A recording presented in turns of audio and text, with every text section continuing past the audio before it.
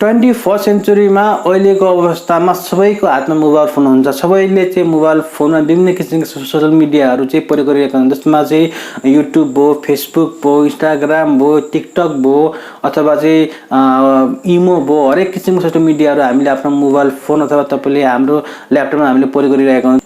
त्यस्तो अवस्थामा हामीले सबै सोशल मिडियाहरूमा चाहिँ आफ्नो एकाउन्ट बनाउनु पर्ने हुन्छ। कुनै पनि सोशल मिडिया तपाईँले अपलोड गर्नु पर्यो भने तपाईँले युट्युब होस्, फेसबुक हो, टिकटक होस्, हरेक चाहिँ सोशल मिडियाहरूमा तपाईँले चाहिँ आफ्नो तपाईँले आइडी बनाउनु पर्ने। जुन आइडी बनाउँदा तपाईँले आफ्नो इमेल आइडी, आफ्नो फोन नम्बर, तपाईँले आफ्नो पासपोर्ट र आफ्नो पर्सनल डिटेल तपाईँले त्यहाँ लगाउनु भएको हुन्छ। यस्तो अवस्थामा के हुन्छ भनेदेखि अहिले हालै आएका सर्वेक्षणमा के देखियो भने विश्वका धेरै म्याक्सिमम मान्छेहरूले चाहिँ प्रयोग गर्ने पासवर्ड जुन चाहिँ धेरै ह्याक भइरहेको छ। मानिसले पासवर्ड भुलिन्छ, मानिसले पासवर्ड बिर्सिन्छ। म एकदम इजी पासवर्ड राख्छु भनेर चाहिँ कमन पासवर्डहरू युज गरिरहेको अवस्थामा त्यस्तो पासवर्डहरू चाहिँ धेरै ह्याक भएर चाहिँ मानिसहरूको धेरै पर्सनल डाटाहरू लिक भइरहेको छ, पर्सनल डाटाहरू चाहिँ अरूले चोरिरहेको छ। त्यस्तो अवस्थामा चाहिँ सोसियल मिडियाहरूमा तपाईँले फेसबुक पनि तपाईँको छ, तपाईँको युट्युब छ, तपाईँको टिकटक छ, तपाईँको चाहिँ इन्स्टाग्राम छ, ट्विटर छ, तपाईँको चाहिँ अब इमो छ। हरेक एकाउन्टमा तपाईँले पक्कै पनि युजर नेम, तपाईँको इमेल आइडी, तपाईँको फोन नम्बर अथवा तपाईँको पासवर्ड तपाईँले लगाउनु भएको होला। तपाईँले जहिले पनि पासवर्ड लगाउँदाखेरि एकदम हाई लेभलको लगाउनु पर्ने हुन्छ। अरूले याद नहुने, अरूले थाहा नहुने, अरूले चाहिँ ह्याक गर्न नसक्ने पासवर्ड तपाईँले लगाउनु पर्ने हुन्छ।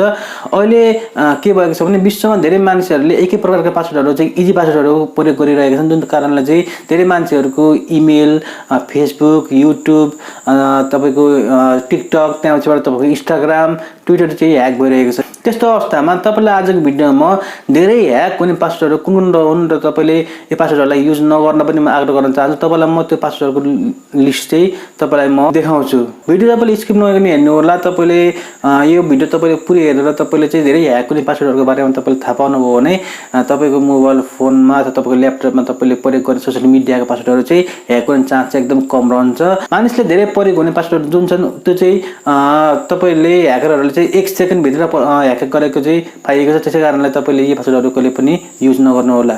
पहिलो नम्बरमा छ 1 2 3 4 5। यो म्याक्सिमम मान्छेले युज गरिरहेको छैन भने अर्को छ 1 2 3 4 5 6 7 8 9, 1 देखि 9 सम्म।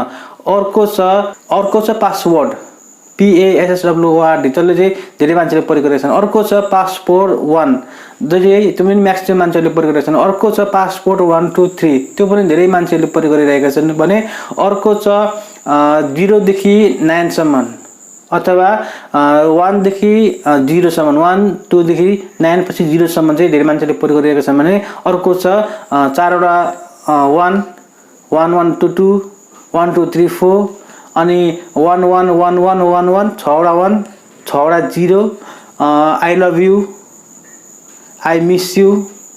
यस्ता कमन पासवर्डहरू चाहिँ धेरै मान्छेहरूले प्रयोग गरेर पाएको छ। यी पासवर्डहरू धेरै ह्याक पनि भइरहेको छ। त्यसै कारणले तपाईँले यस्ता पासवर्डहरूलाई तपाईँले युज नगर्नु होला आफ्नो मोबाइल फोनमा। तपाईँलाई म यो पासवर्डको लिस्ट पनि दिन्छु डिस्क्रिप्सनमा, तपाईँले त्यो पासवर्ड हेर्न सक्नुहुन्छ। डिस्क्रिप्सनमा तपाईँले चाहिँ त्यहाँ गएर त्यो पासवर्डहरूलाई तपाईँले कपी पनि गर्न सक्नुहुन्छ। भने तपाईँले मैले बताएको पासवर्ड युज नगर्नु, तपाईँले चाहिँ जहिले पनि पासवर्ड युज गर्दाखेरि क्यापिटल लेटर बनाउनु होला। एउटा चाहिँ तपाईँले नम्बर युज गर्नु होला र तपाईँले अल्फाबेट युज गर्नु हो भने तपाईँको पासवर्ड धेरै स्ट्रिङ हुन्छ। त्यसै कारण तपाईँको कहिले पनि तपाईँको सोसियल मिडिया एकाउन्टहरू कहिले पनि ह्याक हुँदैन। त्यसै कारणले कहिले पनि तपाईँले इजी पासवर्डहरू युज नगर्नु होला आफ्नो सोसियल मिडिया एकाउन्टमा, यदि तपाईँलाई आफ्नो एकाउन्ट चाहिँ सेभ गर्न मन छ भने।